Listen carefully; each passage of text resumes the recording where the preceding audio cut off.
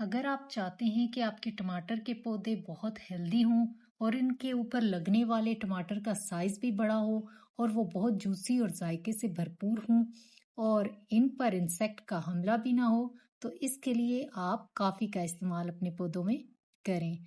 आपने काफ़ी का इस्तेमाल कैसे, कितना और कब करना है, ये मैं आपको बता देती हूँ।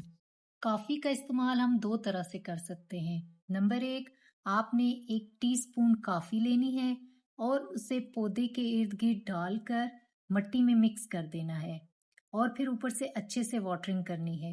नंबर दो, आपने 1 टेबल स्पून कॉफ़ी लेनी है और थोड़ा सा नीम गर्म पानी डालकर इसको मिक्स कर लेना है ताकि वो घुलकर पानी का हिस्सा बन जाए। थोड़ा सा मज़ीद पानी शामिल कर लें।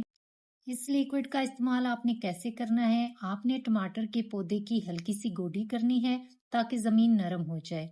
अब इसमें 1 टेबल स्पून आपने कॉफी का लिक्विड डाल देना है और फिर वाटरिंग करनी है। आपने कॉफी का इस्तेमाल उस वक्त करना शुरू करना है जब आपके टमाटर के पौधे पर फ्लावरिंग स्टार्ट होने लगे। हर हफ्ते के बाद आपने इस प्रोसेस को रिपीट करना है। कॉफ़ी में बहुत से न्यूट्रिएंट्स पाए जाते हैं जिनमें से नाइट्रोजन बहुत ज़्यादा मिकदार में पाया जाता है। अगर आपके पौधे में नाइट्रोजन की कमी हो जाए तो टमाटर का साइज छोटा रह जाता है, ना वो जूसी होता है और ना ही टेस्टी, और उसकी शाइन भी खत्म हो जाती है। कॉफ़ी के इस्तेमाल से ना सिर्फ आपके पौधे हेल्दी होंगे बल्कि इन पर आने वाले फ्रूट और वेजिटेबल भी शाइनी, जूसी और टेस्टी होंगे। कॉफ़ी के इस्तेमाल से आपके गार्डन से स्लग और स्नेल का भी खात्मा हो जाएगा क्योंकि ये इंसेक्ट्स को दूर भगाता है।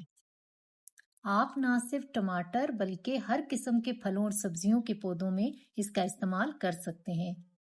आप केमिकल के बजाय कॉफ़ी का इस्तेमाल करें, इसके रिजल्ट आपके लिए बहुत सरप्राइजिंग होंगे। आई होप मेरी आज की वीडियो आपके लिए बहुत हेल्पफुल साबित होगी।